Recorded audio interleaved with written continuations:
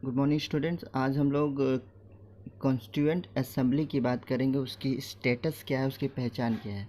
ठीक है, क्लास 8 में फर्स्ट चैप्टर है जो सिविक्स का है। तो इसमें दिया है पहला टॉपिक कि कॉन्स्टिट्यूएंट असेंबली कैसे थी। सोवेरियन थी। सोवेरियन का मतलब कि अपने आप में शक्तिशाली होना। ठीक है ना, यानी एक ऐसी लॉ मेकिंग असेंबली थी जिसमें कोई भी किसी भी बाहरी, यानी जैसे ब्रिटिश का कोई भी अधिकार नहीं था, कोई भी पावर नहीं था कि इसको हटा सके। ठीक है, तो ये अपने आप में क्या थी, एक सोवेरियन का कॉन्स्टिट्यूंट असेंबली थी।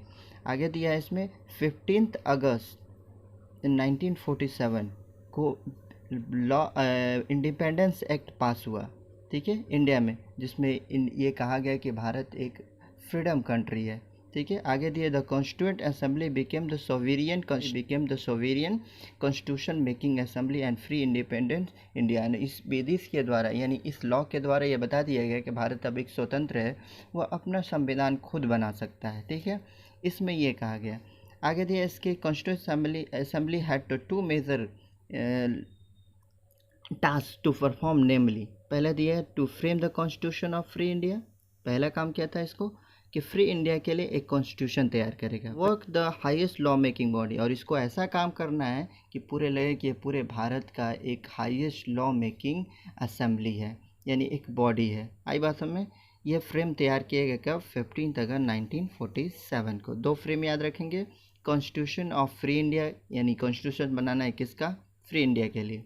ठीक है, और दूसरा याद रखेंगे हम लोग कि ये हाईएस्ट लॉ मेकिंग बॉडी थी, यानी इसके ऊपर कोई भी कानून बनाने वाला और कोई नहीं था।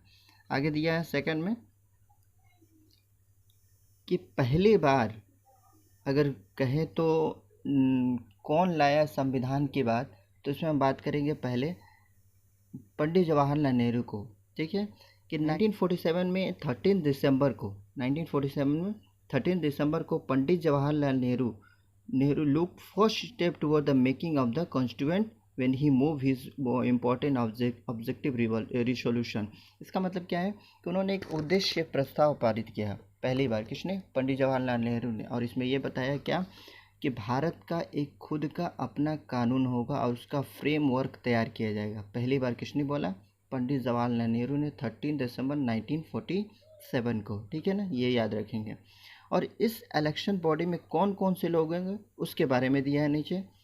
ठीक है, पहला दिया है इसमें पंडित जवाहरलाल नेहरू फर्स्ट। पंडित जवाहरलाल नेहरू, इसके मेंबर्स कौन कौन से लीडर थे, डॉक्टर राजेंद्र प्रसाद, सरदार वल्लभ भाई पटेल, मौलाना अब्दुल कलाम आज़ाद, डॉक्टर श्यामा प्रसाद मुखर्जी, और भी बहुत सारे लीडर थे। याद रखेंगे इसमें कि जो 30 मेंबर्स थे या उससे भी अधिक, वो शेड्यूल कास्ट से थे, शेड्यूल ट्राइब से नहीं, शेड्यूल कास्ट थे। ठीक है, और जो एक था एंग्लो इंडियन। एंग्लो इंडियन का मतलब एक उनमें से उनके माता पिता जो भारत से बाहर रहते हों, उनको बोलते हैं कि एंग्लो इंडियन है। यानी माता पिता में से कोई एक अगर वो भारत का निवासी, भारत से दूसरे कंट्री का निवासी है, तो उसे एंग्लो इंडियन बोलते हैं। इसका मतलब कि पहला एंग्लो इंडियन रिप्रेजेंटेटिव हुआ कौन, फ्रैंक एंथोनी। नाम क्या था, फ्रैंक एंथोनी। उनको असेंबली किया गया, यानी चुना गया किसमें, असेंबली में, कॉन्स्टिट्यूएंट असेंबली में। उसके बाद जो पारसी धर्म थे, पारसी कम्युनिटी के लोगों को जो लीडरशिप देना था, उसमें HP मोदी को चूज किया गया कि उनका लीडरशिप करेंगे। उसके बाद लेडीज़ में अगर बात करें, सबसे अगर एक्सपर्ट की बात करें, तो एक्सपर्ट में सबसे पहले अल्लादी कृष्ण स्वामी अय्यर थे और डॉक्टर BR अम्बेडकर, ये जाने माने चेहरे थे। KM मुंशी, ये 3 ऐसे मेंबर्स हैं जो बहुत ही लॉ के मेकिंग, यानी असेंबली में बहुत ही महत्व रखते थे, यानी इनके अकॉर्डिंग थोड़ा ऊंचा दर्जा था। ठीक है, आगे दिया है 2 लेडीज़ थी, इसमें एक सरोजिनी नायडू थे और एक विजय लक्ष्मी पंडित। याद रखेंगे, कॉन्स्टिट्यूएंट असेंबली में 2 लेडीज़ थी, एक सरोजिनी नायडू और एक विजय लक्ष्मी पंडित। ठीक है, आगे दिया है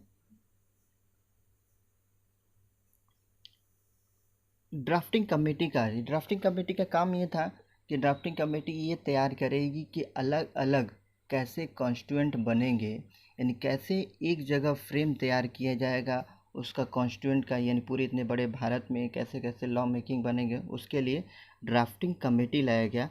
और उस ड्राफ्टिंग कमेटी को 1947 में चूज किया गया और उसका अध्यक्ष यानी प्रेसिडेंट बनाया गया किसको, डॉक्टर BR अम्बेडकर को। ड्राफ्टिंग कमेटी का। ठीक है, उस ड्राफ्टिंग कमेटी के चेयरमैन थे ये कौन, B.R. अम्बेडकर। और भी बहुत 7 लोग इसके मेंबर्स थे, लेकिन उनमें सबसे मेन कौन थे, डॉक्टर अम्बेडकर। ठीक है, इनको चूज किया गया और इनका ये काम था कि अलग अलग लोग जो अपना सुझाव देंगे, उनके सुझाव को अगर माना जाएगा, मानकर उसको कॉन्स्टिट्यूट में क्या किया जाएगा, रिटेन किया जाएगा। आई बात समझ, ये पहला था। दूसरा दिया है पासेज ऑफ द कॉन्स्टिट्यूशन, कैसे पास हुआ हमारा constitution. After the discussion on the first draft report, यानी पहली बार जो ड्राफ्ट रिपोर्ट आया उसमें पहली बार डिस्कशन हुआ किसके लिए, कि कैसा हमारा कानून होना चाहिए। 4 नवंबर 1948 को a parliament discussion on this draft was held again from 4 November to 9 November 1948 को। इसका मतलब क्या है कि पहली बार अगर कहें तो ड्राफ्टिंग कमेटी पर, ड्राफ्टिंग पर डिस्कशन कब हुआ, 4 नवंबर 1948। उसके बाद फिर इस पर सहमति नहीं बनी, तो 4 नवंबर से लेकर 9 नवंबर के बीच में फिर ड्राफ्टिंग कमेटी पर डिस्कशन हुआ 1948 को। आगे दिया है स्टूडेंट, हाँ इसमें और दिया है कि कैसे सारे drafting committee constitution were thoroughly discussed and debated in the constitution assembly for 15 November 1948 to 17 October. यानी बारी बारी से कहा जा सकता है इस ड्राफ्टिंग कमेटी पर चर्चाएं होती रहीं, कोई अपना सुझाव देता था तो उस पर बारी बारी से पार्लियामेंट में, यानी जो पार्लियामेंट थी जिसके प्रेसिडेंट कौन थे, डॉक्टर राजेंद्र प्रसाद, उनके असेंबली में बारी बारी से इस ड्राफ्टिंग कमेटी पर ड्राफ्टिंग के सुझावों पर चर्चाएं होती रहती थी। इसमें दिया है, मेन बात आते हैं हम लोग इसमें, इसको ज़रा रीड कर लीजिएगा आप लोग। आगे दिया है द टाइम स्पेंड, कितना समय हुआ हमारे कॉन्स्टिट्यूशन को बनने में, तो याद रखेंगे इसमें एक पॉइंट, 2 साल यानी 2 ईयर्स 11 मंथ और 18 डेज। कहा जा सकता है कि लगभग इतने समय यानी टाइम लगे हमारे कॉन्स्टिट्यूशन को बनने में, यानी राइट होने में। ठीक है, ये दूसरा चीज़। आगे नेक्स्ट ये स्टूडेंट कि इन्फोर्समेंट ऑफ द कॉन्स्टिट्यूशन, यानी कैसे कब लागू हुआ इसकी बात करेंगे।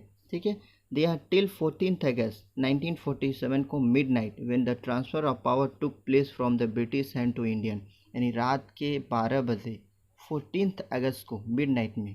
ठीक है, जो ब्रिटिश के गवर्नमेंट के माउंट बेटन थे, यानी लास्ट वायर सराय थे इंडिया के, उन्होंने 1947 को 14 अगस्त को क्या कर दिया, भारत के पूरे जितने भी सिस्टम थे उसको किसके हाथों में सौंप दिया, इंडियन के, यानी जो अब लॉ मेकिंग करेगा वो कौन करेगा, इंडिया के लोग। ठीक है, आई बात समझ, यानी ब्रिटिश रूल से इस दिन यानी 14 अगस्त के मिडनाइट को, यानी रात के 12 बजे पूरी तरह से क्या हो गया, भारत स्वतंत्र हो गया, यानी फ्रीडम हो गया। इसके बारे में दिया है। ठीक है, उसके बाद से दिया है डॉक्टर राजेंद्र प्रसाद हुआ the president of the constituent assembly. Doctor Rajendra Prasad को कॉन्स्टिट्यूंट असेंबली का क्या चुना गया, प्रेसिडेंट चुना गया। Became the first elected president of the Republic of India. उसके बाद जैसे ही कानून बन गया, संविधान बन गया, 1952 का इलेक्शन हुआ और प्रेसिडेंट चुना गया किसे, राजेंद्र प्रसाद को। ठीक है, ये याद रखेंगे। आगे देखिए स्टूडेंट, प्रियम्बल क्या होता है। प्रियम्बल का मतलब जैसे कोई चीज़ की हम शुरुआत करते हैं तो उसके लिए हम एक आधार बनाते हैं कि वो चीज़ क्या होनी चाहिए। ठीक है ना, जैसे किसी चीज़ का हम लिखना शुरू करते हैं तो उसके लिए हम पहले शीर्षक लिखते हैं, उसकी पहचान लिखते हैं। तो कॉन्स्टिट्यूशन की हमारी पहचान क्या है, उसकी प्रियम्बल यानी प्रस्तावना, इसके बारे में दिया है। ठीक है, तो प्रियम्बल हम लोग जानते हैं पहला पार्ट है कॉन्स्टिट्यूशन का।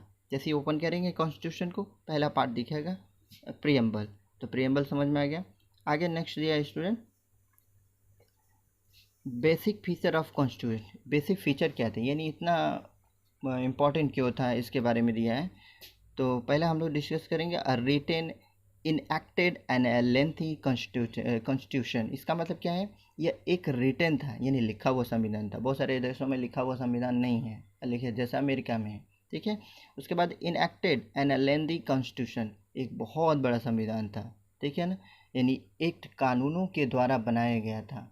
ये कौन सा संविधान था, बहुत सारे कंट्री से लेकर बनाया गया था, उनके फीचर्स को लेकर, इसलिए ये इतना लेंदी। कहा जा सकता है कि भारत सबसे बड़ा संविधान भारत के पास है, यानी सबसे बड़ा संविधान किसके पास है, इंडिया के पास।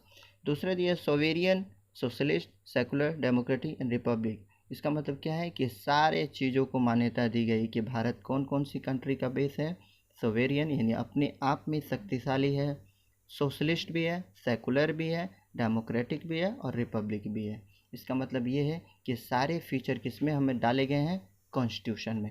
इसका मतलब भी कि इस बात समझ में आता है कि कॉन्स्टिट्यूशन को बनाने में इतना लेंदी क्यों हुआ, ठीक है ना। इसका मतलब दो फीचर आज याद रखेंगे, कल हम लोग डिस्कस करेंगे इसके बारे में अलग से। रिटेन इनेक्टेड है, लेंदी है कॉन्स्टिट्यूशन। इसका मतलब क्या है, बहुत बड़ा है, भारत विश्व का सबसे बड़ा कानून है, ठीक है, हमारे यहाँ। उसके बाद दिया है कि विश्व का सबसे बड़ा संविधान। उसके बाद ये 200 भी है, सोशलिस्ट भी है, सेकुलर भी है, डेमोक्रेटिक भी है और रिपब्लिक भी है। ये चीज़ें याद रखेंगे next time tomorrow. Okay, thanks.